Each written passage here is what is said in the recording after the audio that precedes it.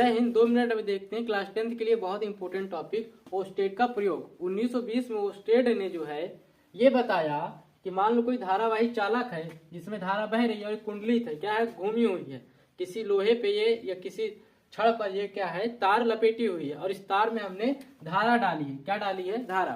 तो इसमें धारा जिसको उन्होंने डाली तो उनके पास एक कंपास था, इसको क्या कहते हैं? कंपास। अब इस कंपास में सुई होती है नॉर्थ से और साउथ की ओर, 2 सुई होती है, दिशा सूचक यंत्र इसे कहते हैं। तो कंपास रखा था, इन्होंने इसमें लाइट डाली, किसने? ओस्टेड ने।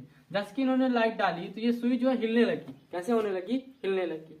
उनको ये पता था ये कंपास तभी हिलता है जब किसी चुंबक के आसपास जाएगा। चुंबक के आसपास, मान लो ये हमारा मार्कर यही चुंबक है और यह सुई है, अगर हम इसके पास ये चुंबक ले जाएंगे तो सुई हिलने लगेगी, ऐसे ऐसे होने लगेगी। बात समझ में आ रही है?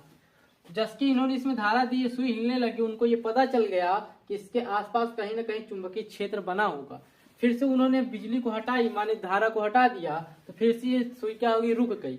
फिर लगाया, फिर हिलने लगी, तो उनको ये कंफर्म हो गया कि धारा किसी चालक पर धारा बहाएंगे तो उसके चारों तरफ कहीं ना कहीं विद्युत क्षेत्र उत्पन्न होगा, जिसके कारण ये हिल रही है। बात समझ में आई? हाँ। तो विद्युत धारावाही चालक के कारण चुंबकीय क्षेत्र की उन्होंने खोज कर दी कि धारा बहाओगे तो उसके चारों तरफ क्या उत्पन्न होगा?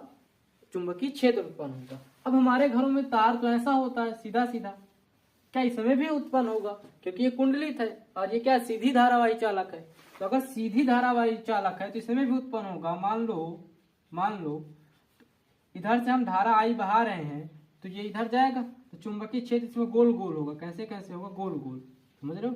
तो वृत्ताकार इसमें चुंबकीय क्षेत्र पैदा होता है, जिसके लिए हम कल देखेंगे कौन सा नियम लगता है। अब यहाँ पे इंपॉर्टेंट बात क्या समझो, मान लो हम धारा इधर से डाल रहे हैं तो इधर होगा N और इधर होगा S। अब NS का मतलब क्या है? इधर से रेखाएं निकलकर इधर जाएंगी, चुंबकीय क्षेत्र की रेखाएं इधर से निकलकर इधर जाएंगी। सेम उसी प्रकार अगर हम धारावाही चालक ले रहे हैं और धारा इसमें इधर से डाल रहे हैं तो इधर N होगा, इधर S होगा।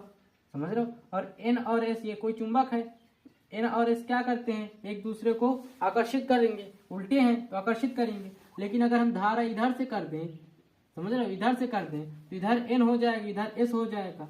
अब ये क्या है? N है तो एक दूसरे को प्रतिकर्षित करेंगे। तो मतलब क्या है? धारा का दिशा बदलने पर इसमें चुंबकीय क्षेत्र की भी दिशा बदल जाएगी।